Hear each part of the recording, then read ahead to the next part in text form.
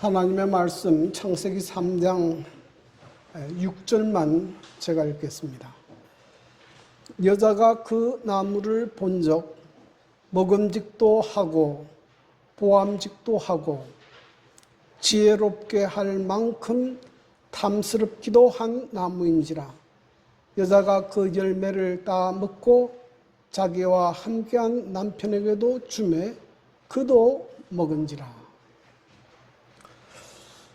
존경하는 성도 여러분, 한 주간도 주님 은혜 가운데 평안하셨습니까? 네, 오늘 복되고 거룩한 안식일에 성도 여러분들 뵙게 돼서 대단히 반갑습니다. 오늘 특별히 우리 오현숙 우리 성도님 동생 오순숙 우리 님 오늘 교회 오신 것 진심으로 환영합니다. 네.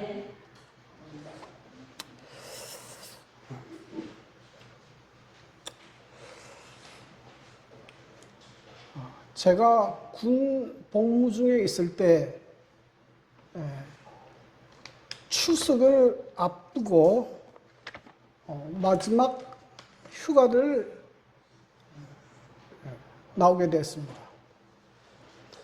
그래서 집에 갔다가 돌아오는 길에 군대 복귀하면서 원주에 살고 있는 누나 집을 방문하기로 했습니다. 그래서 서울에서 기차를 타고 원주로 가는데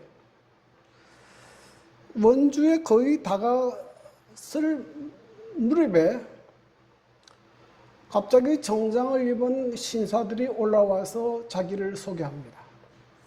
저희는 SK 본사에서 나왔는데 추석을 앞두고 여러분들에게 명절 선물을 드리러 왔습니다.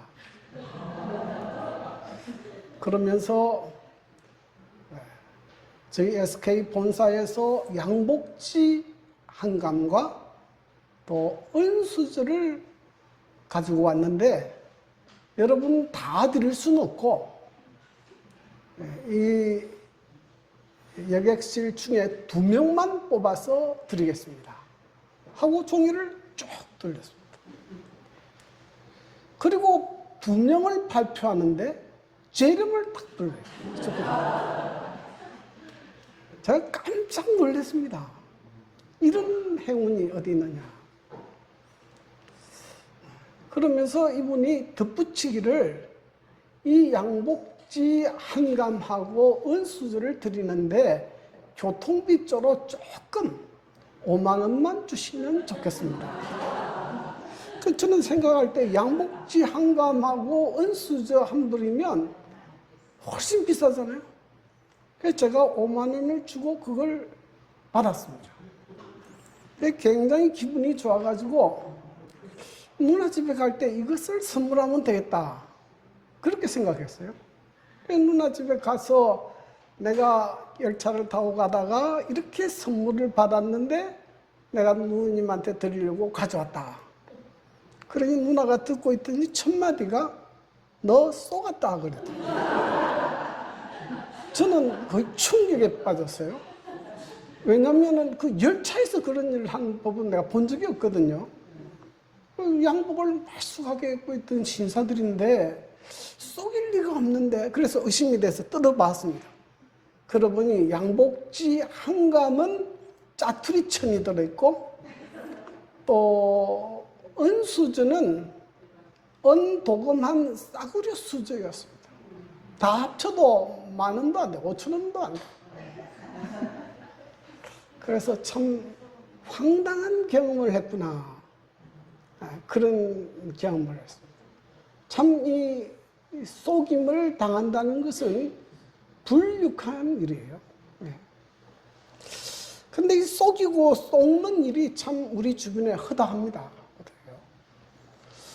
그런데 이런 일이 이 땅에서만 있는 것이 아니고 하늘에서도 있었고 우리의 첫 조상인 아담 하도 이런 속임을 당하는 일을 경험하게 됐습니다. 그래서 오늘 저는 이 아담 하와가 어떻게 사단의 유혹으로 넘어졌고 또 죄에 빠졌고 죽게 됐는지 그 원인을 살펴보고 우리가 사단의 시험에서 어떻게 승리할 수 있는지 그 비결을 좀 찾아보려고 합니다. 하나님께서 에덴 동산 중앙에 선악을 알게 하는 나무를 두셨습니다. 그리고 이렇게 말씀하셨습니다. 창세기 2장 17절 선악을 알게 하는 나무의 열매는 먹지 말라. 내가 먹는 날에는 반드시 죽으리라 하시니라. 이 명령 속에는 두 가지 의미가 담겨 있습니다. 첫째는 내 위에 나에게 먹지 말라고 명령하는 하나님이 계시다는 것을 기억하라. 이 선악과 열매를 먹지 말라고 명령하신 하나님이 계시다는 것을 기억하라 하는 것이고, 둘째는 사람은 조건적으로 영생하도록 창조되었다 하는 것입니다. 사람은 선악을 알게 하는 나무의 열매를 먹지 않으면 영생할 수 있지만 반대로 먹게 되면 반드시 죽게 된다는 것을 알려주는 상징들입니다. 그래서 동산 중앙에 두시고 그것을 늘 기억하도록 이렇게 하셨습니다. 자, 그런데 이 에덴 동산에도 이제 사단의 유혹이 시작되는데요. 자, 오늘 이 성경 본문에서 우리에게 가르쳐 주는 교훈이 무엇인가? 첫 번째는 사단의 유혹은 어디나 있다 하는 것입니다. 이 창세기 3장 2절에 보면 뱀이 여자에게 물어 이르되 하나님이 참으로 너희에게 동산 모든 나무의 열매를 먹지 말라 하시더냐? 그랬습니다. 그럼 뱀은 어떤 동물인가? 이 창세기 3장 1절에 보면 뱀은 여호와 하나님의 지으신 들 짐승 중에 가장 간교하니라 그랬습니다. 이 간교하다는 말은 히브리어로 아룸인데 교활한, 간교한 이런 뜻도 있지만 영리한, 슬기로운, 지혜로운 이런 뜻이 있습니다. 이 간교하다고 표현한 것은 인간이 범죄하고 타락한 이후에 모세가 이 성경을 기록했기 때문에 간교하다고 표현했지만은 이 원래의 뜻은 굉장히 영리한, 지혜로운 그런 뜻입니다. 그러므로 하나님께서 창조하신 모든 동물 가운데 가장 아름답고 지혜 있는 동물이 뱀이었습니다. 여기 부조와 선지자 53페이지에는 이렇게 기록합니다. 당시 뱀은 지상에서 가장 지혜롭고 아름다운 동물 중에 하나였다. 그것은 날개가 있었는데 공중으로 날 때에는 금빛 광택이 나는 눈부신 모습을 나타냈다. 굉장히 아름답고 동물 중에는 지능이 가장 높은 짐승이었습니다. 근데 이 뱀이 말을 하는 겁니다. 자, 뱀이 어떻게 말을 할까? 생각해 보셨어요? 하나님이 처음 창조할 때는 뱀이 말을 했습니까? 여러분, 동물은 언어를 사용하지 않아요. 언어는 하나님께서 사람에게 주신 유일한 기능 중에 하나입니다. 그러면 뱀이 어떻게 말을 할까? 이 계시록 12장 9절에는 그 이유가 지금 나오는데요. 큰 용이 내 쫓기니 옛뱀 곧 마귀라고도 하고 사단이라고도 하는 온 천하를 뭐하는 자라? 꿰는 자라. 그러니까 이 뱀 속에 들어가서 뱀으로 하여금 뱀을 통해서 말하는 장본인은 누구예요? 사단이요, 마귀라고 했습니다. 자, 그런데 이때가 언젠가 하면 인간이 범죄하기 전입니다.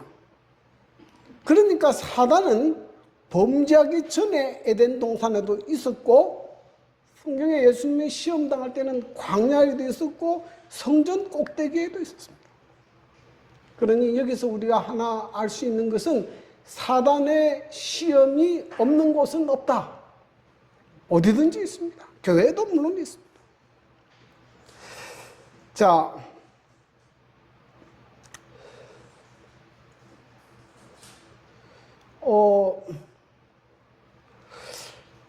그런데 어떻게 이 사단이 이제 여자를 유혹하게 됐는데 어떻게 여자가 유혹에 빠지게 됐느냐 하는 것입니다. 그 이유는 첫째로는 혼자 있었기 때문이다. 이미 천사들은 하늘에서 반역이 있었고 사단이 이 땅으로 매우 쫓겨 내려왔다는 이야기를 아담과 하와에게 이야기했습니다.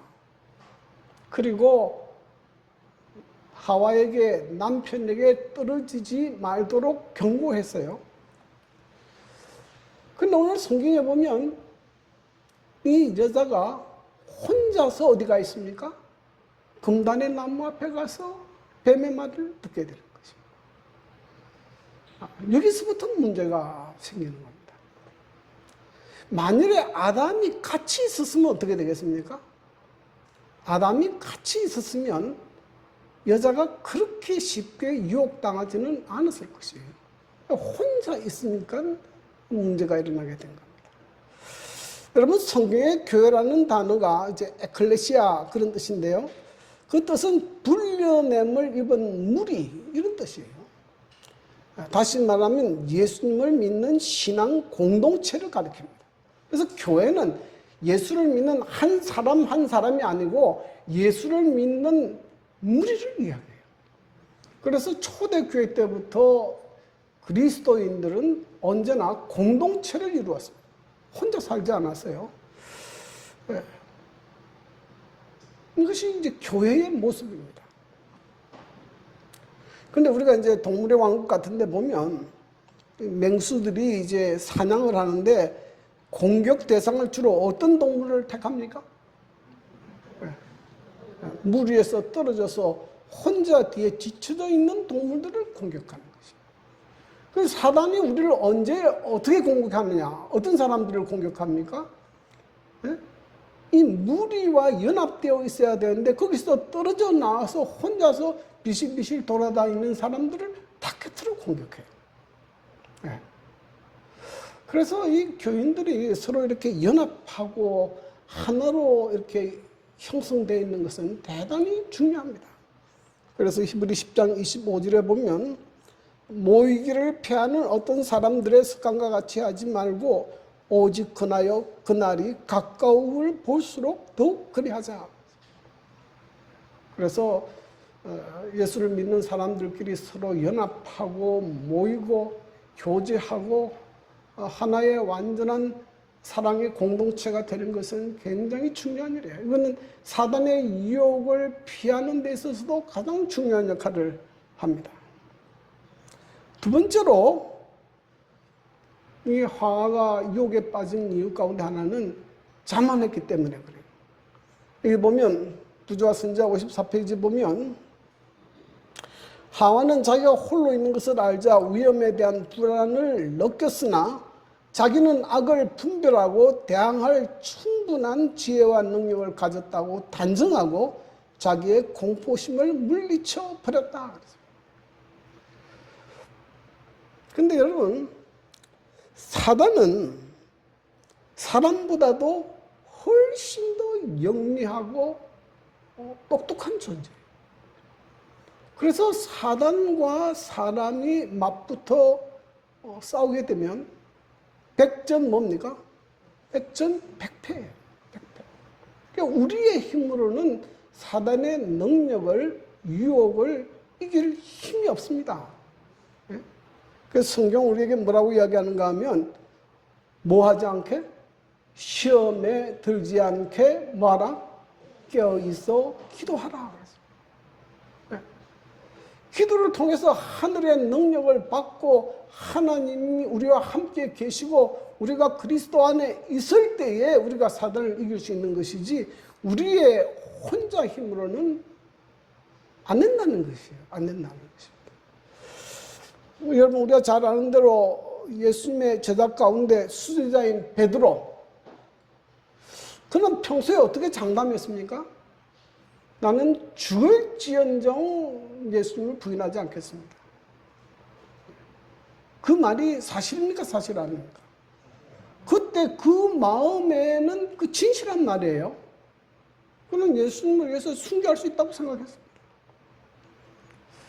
그런데 우리가 잘 아는 대로 그 예수님이 재판받으실 때 베드로가 어떤 일을 했습니까? 예수님을 3번이나 부인하고 저주했어요. 저주했습니다. 그 왜 그렇게 했습니까? 그 이유가 뭡니까? 시대의 소망 713페이지에 이렇게 이야기합니다. 베드로가 큰 죄를 지을 길을 마련하고 있던 때가 바로 예수께서 베드로에게 깨어 기도하라고 명하셨는데도 자고 있던 바로 그때였다. 그러니까 베드로는 뭐 사단이 우리를 시험한다 전혀 안 믿었죠. 전혀 경계하지 않았습니다. 그런데 갑자기 이런 시험들이 닥치니까 혼란에 빠지고 예수님을 부인하고 저주까지 하는 그런 실패를 경험하게 되는 겁니다. 그래서 그 베드로가 나중에 회개하고 난 다음에 건면하기를 이렇게 건면합니다. 베드로전서 5장 8절 근신하라 깨어라 너희 대적 마귀가 우는 사자같이 두루다니며 삼킬 자를 찾나니. 근신하라 깨어라. 사단의 유혹이 있음을 알고 언제나 경계하고 깨어있고 기도하고 그렇게 해야 우리가 뭐 할 수 있는가 하면 사단의 유혹을 이길 수 있다 하는 것입니다. 두 번째는 이 사단의 유혹을 이기려면 선과 악을 분별할 수 있는 지혜를 구하라. 여러분 성경에 보면 사단이 아담과 하와를 유혹할 때 3단계로 유혹합니다. 첫 번째는 하나님의 말씀에 의심을 일으킵니다. 창세기 3장 1절 하나님이 참으로 너희에게 동산 모든 나무의 열매를 먹지 말라 하시더냐? 하나님께서 뭐라고 아담과 하와에게 말씀했습니까? 에덴 동산의 모든 나무의 열매는 내가 임의로 먹되 한 가지만 못 먹게 했어요. 그런데 이 사단은 뭐라고 이야기합니까? 하나님이 참으로 동산 모든 나무 실과를 먹지 말라 하시더냐? 뭘 느끼게 합니까? 하나님의 사랑에 대해서 의심을 느끼게 하는 거예요. 그러면서 뭘 느끼게 합니까? 왜 하나님께서 저 선악을 알게 하는 나무를 먹지 못하게 했을까? 의심이 일어납니다. 그러니까 하나님께서 뭐 먹지도 말고 만지도 말라 하셨다. 그 이야기를 듣고 사단이 두 번째 하는 말입니다. 그 내용은 하나님의 말씀과는 정반대되는 이야기를 합니다. 창세기 3장 4절 뱀이 여자에게 이르되 너희가 뭐하지 아니하리라? 결코 죽지 아니하리라. 하나님은 이 선악을 아는 열매를 먹으면 뭐 한다고 그랬는데? 반드시 죽는다고 했는데 뱀은 뭐라고 이야기합니까? 결코 죽지 아니하리라. 그 다음에 세 번째는 사단의 말을 들으면 사람에게 훨씬 더 행복하고 유익하다고 유혹한다. 이게 위험한 거예요. 지금 이 사단 내 말을 들으면 너가 지금보다도 훨씬 더 높은 차원에 고상해지고 지어라지고 하나님처럼 된다. 창세기 3장 5절 너희가 그것을 먹는 날에는 너희 눈이 밝아져 뭐처럼 될 것이라? 하나님과 같이 될 것이라. 참 얼마나 매력적인 유혹이에요.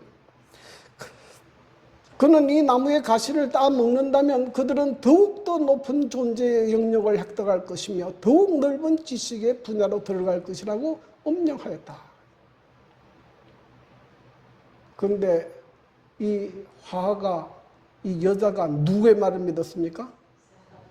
사단의 말을 믿었어요.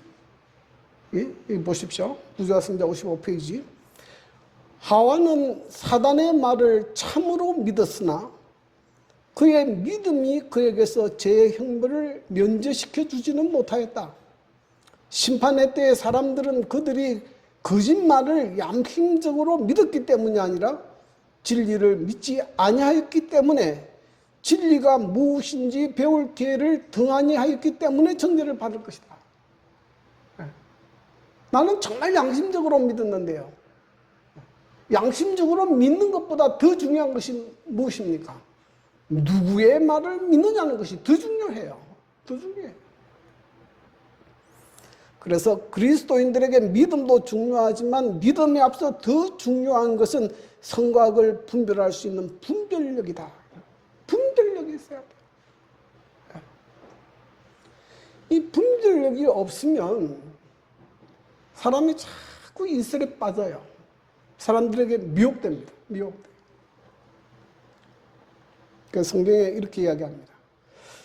예레미야 6장 16절 여호와께서 이와 같이 말씀하시되 너희는 길에 서서 보며 옛적 길 곧 선한 길이 어디인지 알아보고 그리로 가라. 너희 심령이 평강을 얻으리라. 옛적 길, 하나님께서 말씀하신 길, 선한 길이 어디인지 알아보고 그 다음에 행동하라 이 말이에요.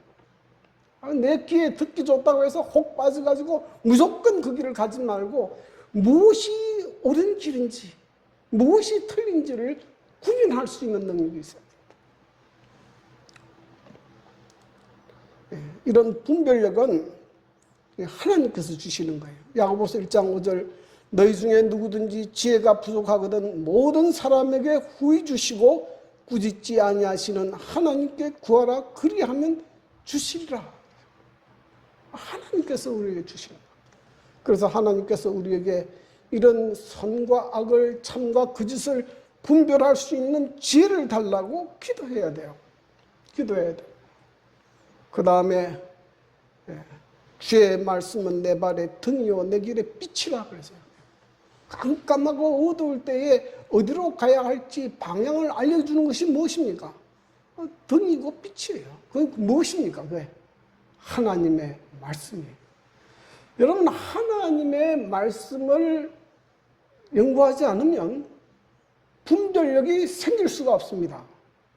생길 수 없어요. 그냥 뭐 가끔 그렇게 하지 않습니까? 믿기만 하면 되지 뭐 그렇게 따지고 복잡하게 공부하느냐. 그렇게 믿기만 하면 된다고 하는 사람들은 굉장히 이슬에 잘 빠집니다. 이 말하면 이 혹 빠지고 저 말하면 저기 혹 빠지고.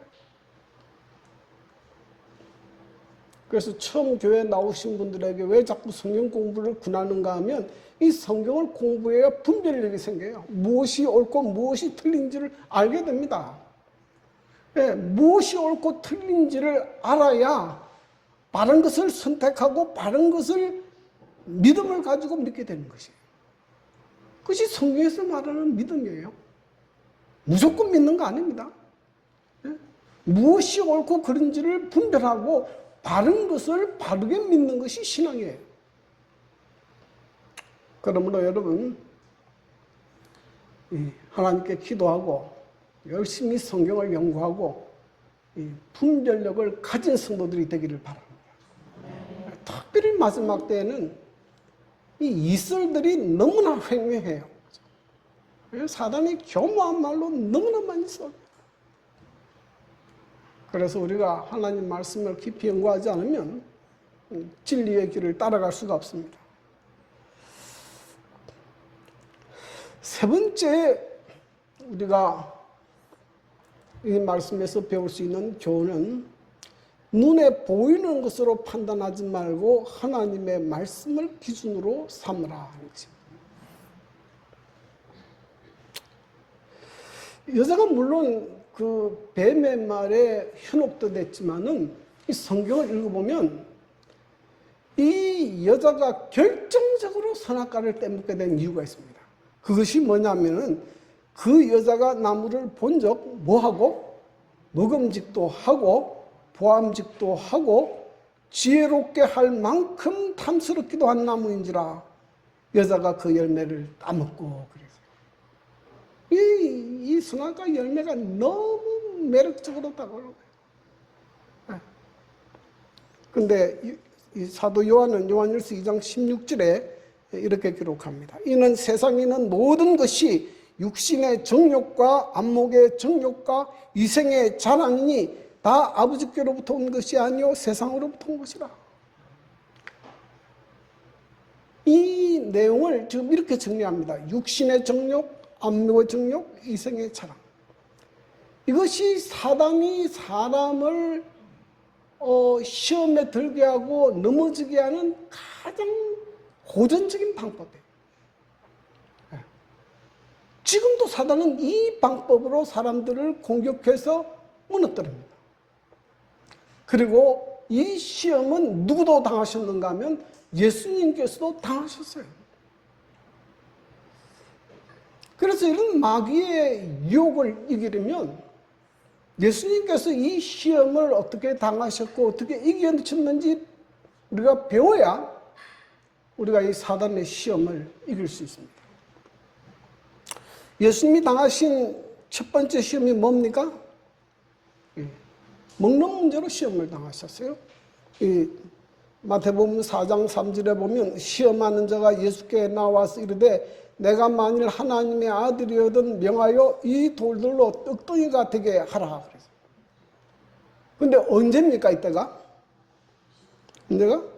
40일을 금식하고 줄일 때 사단이 와서 이 돌들로 명하여 떡이 되게 하라. 여러분들도 아마 뭐 하루나 이틀 정도는 굶어본 경험이 있을 겁니다. 여러분 사람이 굶고 배가 고프면 무슨 생각밖에 안 납니까? 먹는 생각밖에 안 나요. 가끔 금식 기도하러 간다고 이제 가는데요. 금식 기도에도 배고프면 뭐밖에 생각 안 납니까? 먹는 것밖에 생각이 안 나요. 배가, 이 인간의 본능이죠. 40일을 굶었습니다. 얼마나 먹고 싶겠어요. 예수님도 사람이셨는데 얼마나 먹고 싶고 먹는 것이 필요할 때입니까? 이때 사단이 와서 뭘 하라 그래요? 이 돌로 떡을 만들어 먹어라. 참 치명적인 유혹 아닙니까? 근데 이 명령이 우리에게는 시험이 됩니까? 안 됩니까? 예? 시험이 됩니까? 안 됩니까? 예? 우리에게는 시험이 안 됩니다. 우리에게 돌로 떡 만들어 먹어라 그러면 뭐, 그 말이 안 되잖아요. 우리가 뭐 돌로 떡을 만들 수 있는 능력이 없지 않습니까? 근데 누구에게는 시험이 됩니까? 예수님에게는 시험이 되죠. 예수님은 하나님의 아들이시기 때문에 예수님은 돌로 떡을 충분히 만들 수 있어요. 그러니까 이 마귀의 시험의 그 골자가 뭐냐면은 하나님 의지한다고 하지 말고 네가 만들어 먹어라. 네 배고픈데 이렇게 절실하고 이렇게 배고픈데 왜 그렇게 배고픈 상태로 있느냐. 네가 떡을 만들어 먹어라.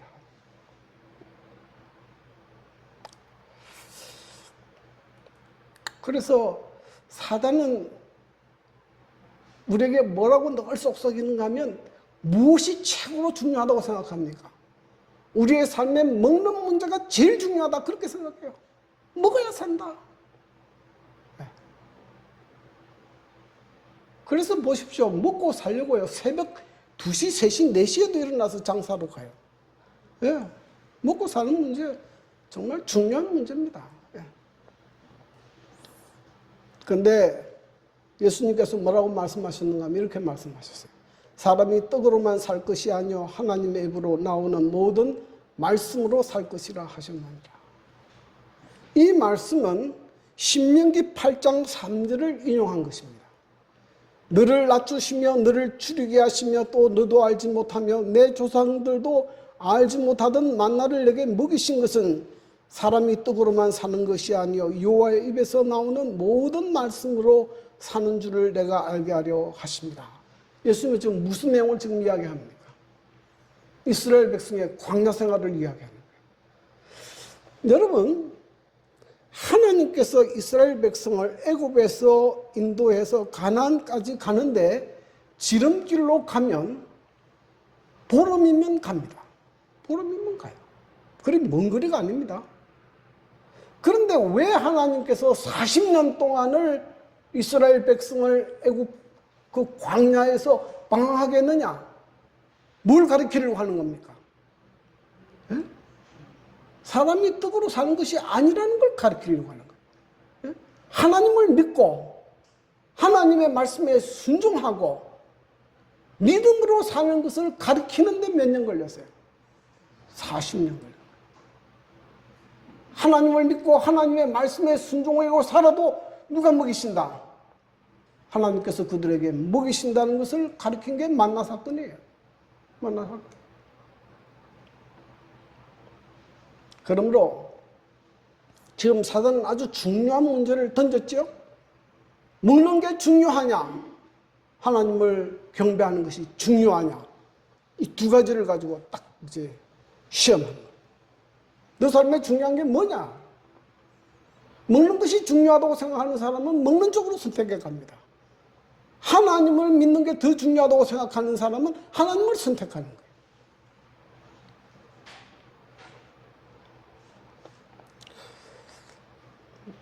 그래서 예수님께서 신명기 8장 3절을 인용한 것입니다.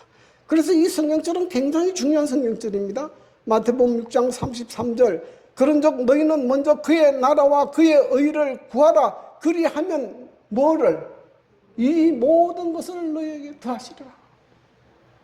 아무리 우리의 삶에 음식이 중요하고 먹어야 살지만은 먹는 것보다 뭐가 더 중요하다는 거예요? 하나님을 믿는 것이 더 중요하다. 하나님께서 사람을 먹도록 만드신 것이 아니에요. 하나님께서 사람을 하나님께 영광을 돌리고 하나님께 찬양하도록 만드신 것이지 먹고만 살기 위해서 만드신 것이 아닙니다. 이걸 가르쳐야 돼요. 그래서 우리가 전적으로 하나님을 믿고 믿음으로 살 때에는 하나님께서 약속하셨어요. 그는 높은 곳에 거하리니 견고한 바위가 그의 요새가 되며 그의 양식은 공급되고 그의 물은 끊어지지 아니하리라. 아무리 절박한 상황에 있어도 하나님을 경외하는 사람들에게 그의 양식을 공급하시겠다는 하나님의 약속입니다. 그러므로 여러분도 사단의 시험을 이기려면 이 믿음이 있어야 돼요. 내가 전적으로 하나님을 믿는 것을 우선으로 선택하겠다. 그렇게 하면 내가 믿음의 길을 갑니다. 두 번째는 이생의 자랑에 대한 시험입니다. 이 사람의 마음속에 본능적으로 가지고 있는 것이 뭐냐면 자기를 높이고 자랑하고 싶은 마음이 있어요. 사단이 이걸 잘 압니다. 이것이 왜 시험이 되는가 하면 여러분 우리가 우리 자신을 높이고 자꾸 자랑하게 되면 우리의 마음속에 누가 거할 자리가 없습니까? 하나님께서 거할 자리가 없어요. 자, 이 시험이 어떻게 전개되는가 봅시다. 마태복음 4장 5절 6절 이에 마귀가 예수를 거룩한 성으로 데려다가 성전 꼭대기에 세우고 이르되 내가 만일 하나님의 아들이면 뛰어내리라. 기록되었으되 그가 너를 위하여 그의 사자들을 명하시니 그들이 손으로 너를 발에 돌에 부딪히지 않게 하리로다 하였느니라. 이 성전 꼭대기로 예수님을 데리고 갔는데요. 역사가 요세푸스의 기록에 의하면 이것은 예루살렘 성전 남동쪽 기드론 골짜기 위에 있는 이 성전 지붕인데 바로 아래에 기드론 골짜기가 있기 때문에 그 높이가 90에서 120m 정도 높입니다. 정말 높죠. 그런데 여기에 예수님을 세워놓고 뭐 하라 그러는 겁니까? 뛰어내리라.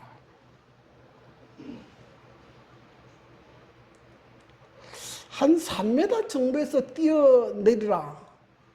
할 수 있을 것 같습니까? 그건 좀 뭐 다칠 수 있겠지만 그래도 해보지만 10m만 돼도 어떻게 합니까? 못 뛰어내립니다. 뛰어내리면 죽는데 어떻게 돼요?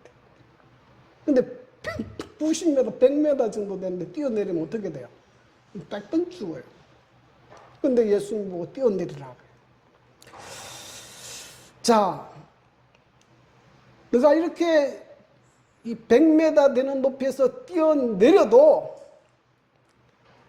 천사가 너를 이렇게 탁 받들어서 이렇게 잘 보호해 주면 어떤 일이 벌어지겠습니까? 아니, 성전에서 100m 높이에서 떨어졌는데도 다치지도 않고 천사가 보호해서 내려왔다. 그러면 사람들이 그 광경을 보면 어떤 생각이 들겠어요? 와, 이 사람은 정말로 보통 사람이 아니다. 하나님의 아들이 분명하고 메시아다. 이 사람을 메시아로 모시다.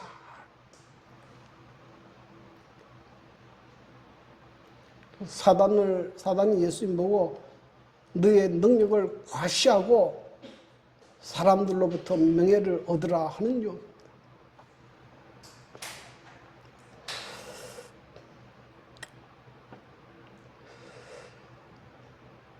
근데 예수님께서 이런 지하에 거절했습니다. 주 너희 하나님을 시험하지 말라 하였느니라 하시는 거예요. 하나님을 시험하지 말라. 왜 성전에서 뛰어내리는 게 하나님을 시험하는 일인가? 자, 여기 보면 이렇게 지금 사단 이야기합니다. 만일 내가 하나님의 아들이어든 뛰어내리라. 하나님의 아들됨을 뭐하라? 증명하라는 것이에요. 근데 예수님이 침례 받으실 때 이미 하나님께서 뭐라고 말씀했습니까? 이는 내 사랑하는 아들이요 내 기뻐하는 자라고 말씀하셨는데도 불구하고 다시 내가 하나님의 아들됨을 증명하려고 이 꼭대기에서 뛰어내리는 것은 뭐 하는 것이에요? 하나님 말씀을 불신하는 것이고 하나님을 시험하는 것이다. 시험하는 것이다. 그 다음에 마귀도요, 아주 성경을 교묘하게 왜곡해서 이용합니다. 이 사단이 이렇게 이야기했어요. 기록되었으되 그가 너를 위하여 그의 사도들을 명하시니 그들이 손으로 너를 받들어 발이 돌에 부딪히지 않게 하리로다 하였느니라. 이것은 시편 91편 11절 12절을 인용한 것이에요. 자, 여기에 지금 무슨 차이가 있습니까? 그가 너를 위하여 그 천사들을 명령하사 같아요. 그들이 그들의 손으로 너를 붙들어 발이 돌에 부딪히지 않게 하리로다. 그것도 같아요. 근데 뭐가 빠져버렸습니까? 내 모든 그 길에서 너를 지키게 하심이라. 빠뜨려버렸어요. 빼버렸습니다. 여러분, 이 내 모든 길은 뭐냐면은 하나님께서 우리에게 정해 주신 길이 있습니다. 길이 있어요. 그 중에 하나는 자연 법칙이고 하나는 도덕적 법칙입니다. 높은 데서 떨어지면 다칩니까? 안 다칩니까? 다치는 거예요. 그거는 자연 법칙이에요. 우리가 자연 법칙에 순응해서 살아야 되지, 억지로 거슬리면 안 돼요. 이건 불이 막 팔팔 타는데, 아이고, 이거 뭐 괜찮다고 손 쑥 집어넣으면 어떻게 됩니까? 불에 데이죠. 우리가 자연 법칙에 순응해서 살아야 돼요. 마찬가지로 우리가 하나님의 도덕적 법칙 안에 살아야 됩니다. 근데 우리가 하나님께서 주시는 이 법 안에 있을 때는 하나님의 천사가 위험한 일을 당할 때 우리를 보호해 주십니다. 그렇죠? 그런데 내가 고의로 하나님을 시험하기 위해서 높은 데서 뛰어내리거나 또 내가 고의적으로 죄를 짓고 있을 때는 그때는 뭐 하지 않아요? 천사가 우리를 보호해 주지 않습니다. 우리가 주님의 뜻 안에 있을 때에 하나님께서 우리를 보호하십니다. 그래서 지금 이 시험은 뭐냐면 사단이 예수님을 고의적으로 하나님께서 정하신 법에서 이탈시키려는 거예요. 하나님께서 자연 법칙을 정했는데 하나님을 시험하려고 뛰어내려봐라. 그러면 천사가 지켜줄 것이다. 그래서 자기를 높일 것인가 하나님을 높일 것인가, 하나님을 시험할 것인가 하나님을 신뢰할 것인가. 여기에서 예수님께서는 자기를 높이는 것을 거절하고 하나님을 믿는 믿음의 길을 선택했습니다. 세 번째는 내게 엎드려 경배하라 그랬어요. 마귀가 그를 지극히 높은 산으로 데려가서 천하 만국의 모든 영광을 보여주며 만일 내게 엎드려 경배하면 이 모든 것을 내게 주리라. 예수님께서는 하나님께서 주신 사명을 이루기 위해서 이 땅에 오셨는데 그것은 뭘 통해서 이루어집니까? 십자가를 통해서 얻어지는 것이에요. 그런데 사단은 지금 뭐라고 제안합니까? 내게 절만 한번 하면 이 세상의 모든 영광을 주겠다. 그런데 예수님께서 이런 제안에 거절합니다. 사탄아 물러가라. 기록되었을 때 주 나의 하나님께 경배하고 다만 그를 섬기라 했느니라. 왜 하나님만 경배해야 되는가? 하나님만이 창조주이시기 때문에 참된 경배의 대상이 된다. 사단은 피조물로서 경배의 대상이 아니다. 예레미야 10장 11절 너희는 이같이 그들에게 이르기를 천지를 짓지 아니한 신들은 땅 위에서 이 하늘에서 망하리라 하라. 창조주 하나님 외에는 경배의 대상이 없습니다. 하나님께서 분명히 했어요. 예수님이. 두 번째로 사단이 준다고 하는 이 세상도 영원한 것이 아니다. 베드로전서 1장 24절 그러므로 모든 육체는 풀과 같고 그 모든 영광은 풀의 꽃과 같으니 풀은 마르고 꽃은 떨어지되. 세상에서 출세하고 잘 사는 것도 보면요 잠깐 지나가 버려요. 이병철 회장이나 이건희 회장 그렇게 돈 많이 벌어도 잠깐 지나면 다 소용없죠. 출세해도 뺄 거야. 세 번째로 사단의 멸망은 예정되어 있다. 계시록 20장 10절 또 그들을 미혹하는 마귀가 불과 유황못에 던져지니 거기는 짐승과 거짓 선자들도 있어 밤낮 괴로움을 얻으리라. 마귀는 이미 멸망이 예정되어 있어요. 그러므로 우리가 그 마귀의 달콤한 유혹에 넘어가서 무하면 안 된다는 거예요. 마귀를 섬기는 일을 선택하는 것은 대단히 어려운 일이다. 어리석은 일이다.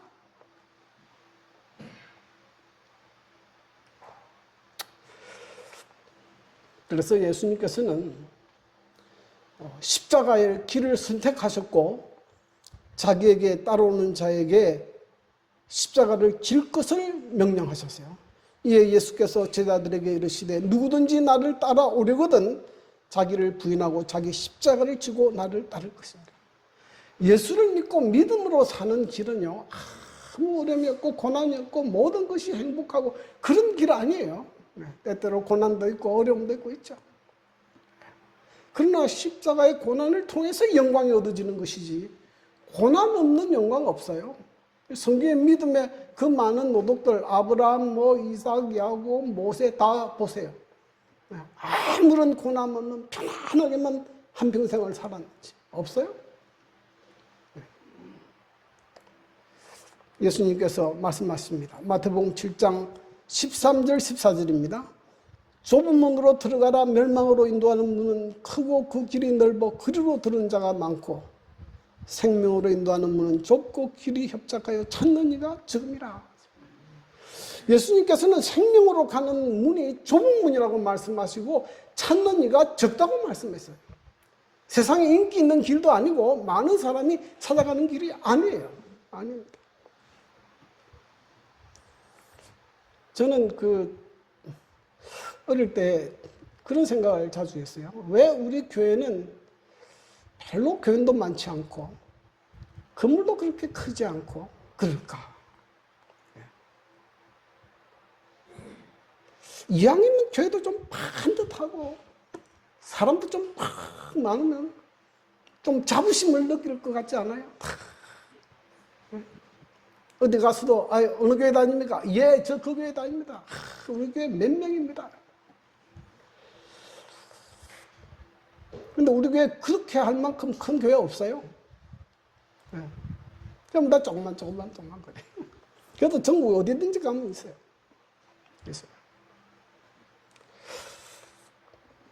근데 제가 성경을 연구하고 깨달은 것은 이 좁은 문이고 사람도 그렇게 많지 않지만은 이 교회가 진리를 가르치고 있다는 것이에요. 참 놀라운 길입니다. 정말 이 교회에서는 하나님의 말씀대로 사람을 살도록 가르쳐요. 그리고 어떤 현상이 일어나는가 하면 이 신앙을 믿으면 믿을수록 더 확신이 들고 생명길로 가고 있다는 확신도 들고 더 기쁘고 행복해지는 것이에요. 이게 참 놀라운 겁니다. 제가 자주 좋아하는 노래 중에 하나 이 노래예요. 나의 가는 골짜기를 험하다고 하나 기아요쪽 형기속을 나는 가고 있네. 아름답다 나의 길이 내게 즐거우니 저쪽 멀리 하늘집이 항상 바라뱀. 그래서 좁은 문으로 가는 거, 좁은 길로 가는 거 저는 부끄럽지도 않고 창피하지도 않고 더 행복하고, 남들은 골짜기를 간다고 하지만 나는 기아요쪽 형기속을 가고 있잖아요. 여러분, 하나님 말씀대로 사는 것이 얼마나 행복한지, 얼마나 기쁜지 경험해 보게 되기를 바랍니다. 이 세상에 그 어떤 것과 비교할 수 없어요. 비교할 수 없어요. 우리의 첫 조상은 사단의 유혹에 넘어가 이 세상에 죽음과 불행을 가지고 오게 됐습니다. 그러나 하나님께서는 예수님을 보내셔서 우리의 죄를 대신하여 십자가에 죽게 하시고 다시 우리에게 영생에 얻는 길을 주셨습니다. 그러므로 우리는 사단에게 속지 말고 하나님을 신뢰하고 말씀과 기도로 믿음으로 승리해서 다시 에덴 동산에 들어가는 저와 여러분이 되기를 바랍니다.